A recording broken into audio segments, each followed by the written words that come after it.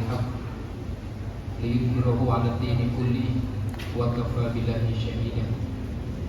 أشهد أن لا إله إلا الله وأشهد أن محمدا عبده ورسوله لا نبي بعده ولا رسوله.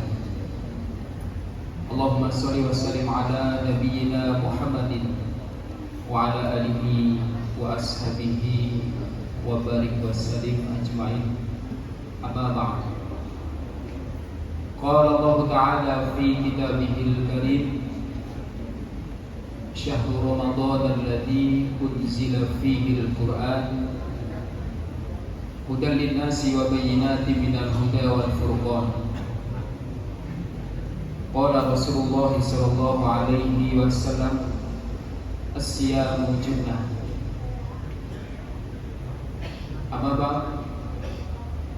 Hadirin jamaah sholat isya tarawih, insyaallah sholat witir Masjid Mujahidin yang semoga dirahmati dimuliakan Allah Subhanahu wa taala.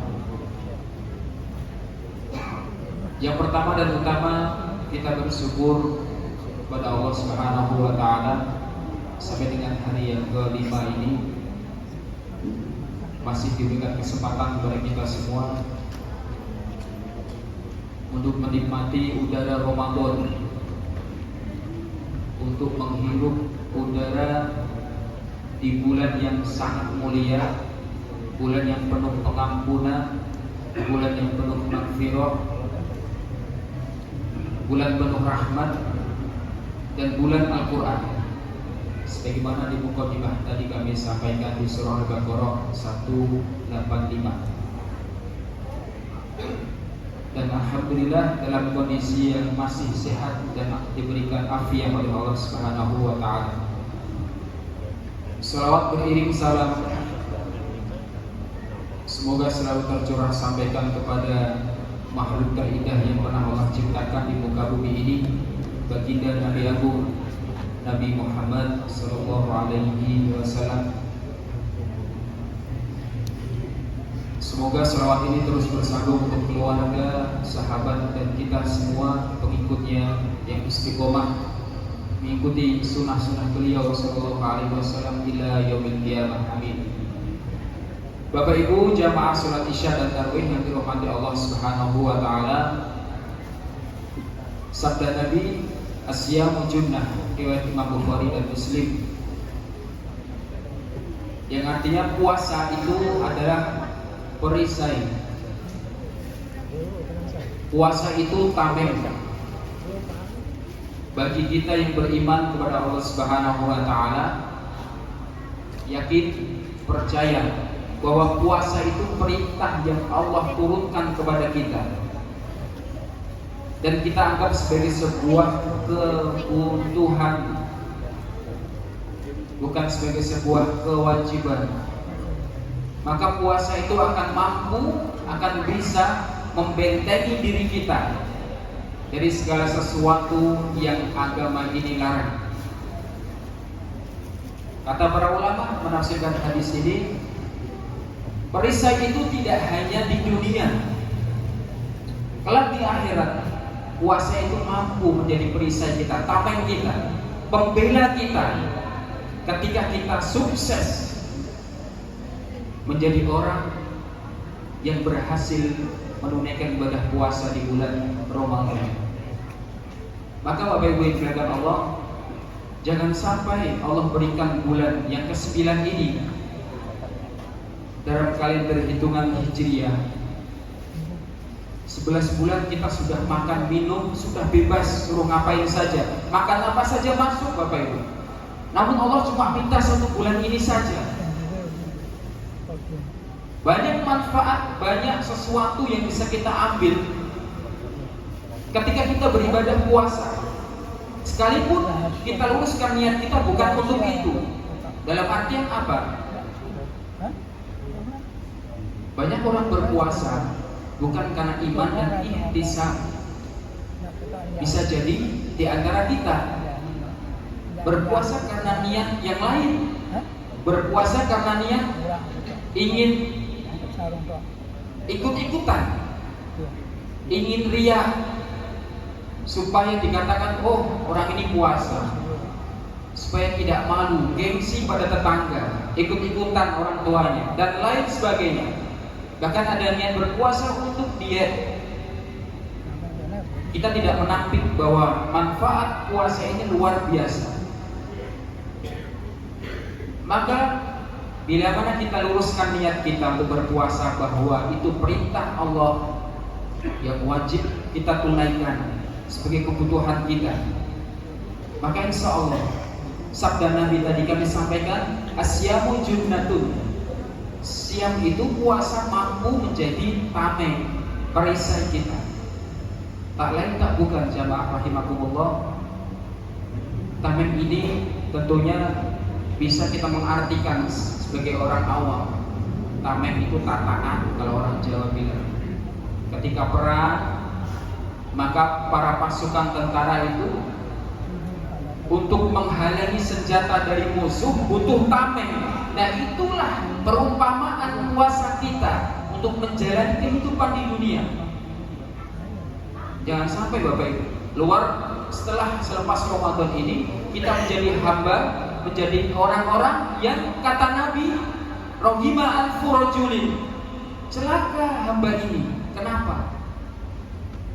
Dia hidup di bulan Ramadan sebulan berpuasa, namun tidak mendapatkan apa-apa kecuali lapar dan dahaga.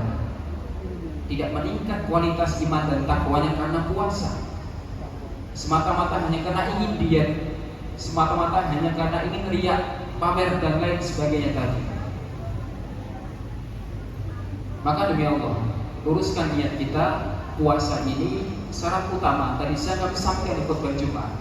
2 syarat utama wajib kita ikut. Kata Nabi, "Man shoma Ramadhana imanan wa ihtisaban."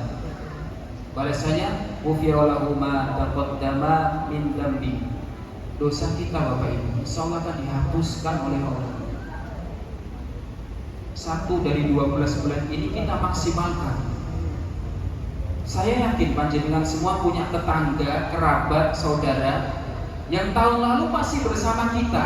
Laras Bapak Ibu, tahun ini sudah tidak mampu membersamai kita beribadah di bulan Ramadan. Tak lain tak bukan Allah itu masih sayang kepada kita. Dengan maha penyayangnya Allah, kita diberikan kesempatan untuk membersihkan dosa-dosa kita. Bapak Ibu jamaah salat Isya tarawih yang dimuliakan Allah Subhanahu wa taala, maka puasa sebagai tameng atau perisai akan menjadi sesuatu yang sangat bermanfaat ketika orang itu, kita semua benar-benar mampu untuk menunaikan ibadah puasa secara benar, secara syariat betul, dan tak lupa ikhlas kepada Allah Subhanahu wa ta'ala. Maka sangat berbahaya ketika kita berpuasa namun tidak sholat. Ini menjadi banyak fenomena yang terjadi di masyarakat kita Bapak Ibu. Memang ibadah utama di Ramadan itu puasa. Urutannya yang kedua, menghidupkan malam. Sebagaimana hadis Nabi, "Man shoma Ramadan", riwayat lain, "Man qoma Ramadan". Ibadah utama yang pertama puasa Ramadan, yang kedua qoma, menunaikan atau menghidupkan malam dengan sholat tarawih, qiyamul lail. Yang ketiga adalah membaca Al-Qur'anul Karim. Banyak orang puasa namun sholat wajibnya masih bolong-bolong. Banyak orang berpuasa bahkan monsewu naudzubillah summa naudzubillah tidak sholat sama sekali. Ikut sahur langsung tidur, subuhnya bablas. Begitu seterusnya sampai sebulan. Dia dapat puasa, namun sholatnya sama sekali tidak dia tunaikan. Jamaah sholat Isya bentar lagi Bapak Ibu saudara sekalian dirahmati Allah Subhanahu wa ta'ala. Maka rugi bagi kita yang masih diberikan kesempatan oleh Allah tidak memaksimalkan bulan ini.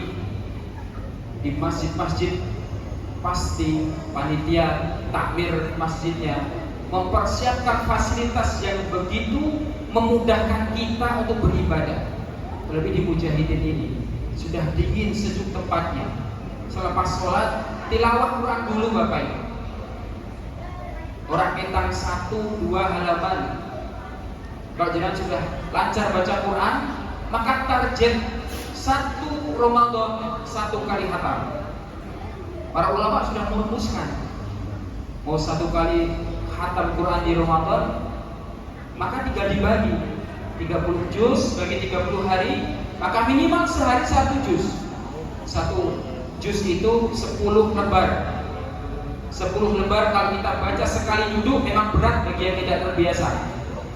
Maka dimudahkan kita bagi menjadi 5. Sholat fardu kita selepas subuh 2 lembar, zuhur 2 lembar, asar 2 lembar, begitu sampai selesai. Itu 1 kali khatam. Kalau mau lebih maka dilipat gandakan. Bapak Ibu dimuliakan Allah Subhanahu wa taala, Allah tidak meminta kita menjadi seorang penghafal Quran, menjadi seorang qori. Namun ketika kita menghadap kembali kepada Allah Ta'ala, Allah meminta kita itu mampu baca Quran. Malu Bapak Ibu, kembali kepada Allah besok kita tidak bisa baca Quran. Kalam Allah, perkataan Allah. Maka hilangkan gengsi. Sering saya sampaikan, tempat saya, jenengan sudah sepuh, sudah tua, jangan gengsi, hilangkan itu. Belajar pada yang sudah bisa, sudah mampu di ahlinya. Maka tidak ada kewajiban kita menjadi seorang penghafal Quran. Kalau bisa alhamdulillah, minimal kita bisa baca Quran itu dan dekat dengan Quran. Menjadi ahlul Quran adalah keluarganya Allah Subhanahu wa taala. Setiap hari dalam waktu senggang, dalam waktu luang, dia pasti membaca Quran. Walaupun 1-2 lembar halaman atau 1 juz. Maka gunakan, maksimalkan waktu ini. Sedekah di bulan Ramadan luar biasa. Sebagaimana kata contoh Nabi SAW, sedekah, baca Quran, ibadah sunnah kita tingkatkan. Pahala puasa kita Bapak Ibu bisa lebih dari 30 hari. Kok bisa? Gimana caranya? Kita memberikan makan bagi orang berpuasa. Sabda Nabi, pahalanya kita mendapat pahala orang berpuasa itu tanpa mengurangi pahala orang itu sedikit pun. Sederhana saja, bersedekah di bulan Ramadan menjelang buka, jenengan bagikan nasi bungkus atau kurma pada orang yang menjalankan ibadah puasa. Minimal 1, 2, 3 orang, rutin per hari. Selesai Ramadan, insyaallah pahala kita lebih dari 30 hari Bapak Ibu. Maka rugi ketika kita tidak memaksimalkan ibadah di bulan Ramadan ini. Maka doa kita bersama, harapan kita bersama adalah tentu di bulan yang suci yang Allah berikan kemuliaan ini dengan turunnya Quran, maka kita maksimalkan bersama. Ngajak teman, ngajak keluarga, ngajak sahabat untuk aktif menunaikan ibadah-ibadah amaliyah di bulan Ramadan ini. Semoga Allah Subhanahu wa taala menerima amalan ibadah kita dan mampu kita diberikan kemampuan kesehatan untuk menyelesaikan puasa di bulan Ramadan ini. Amin ya rabbal alamin. Assalamualaikum warahmatullahi wabarakatuh.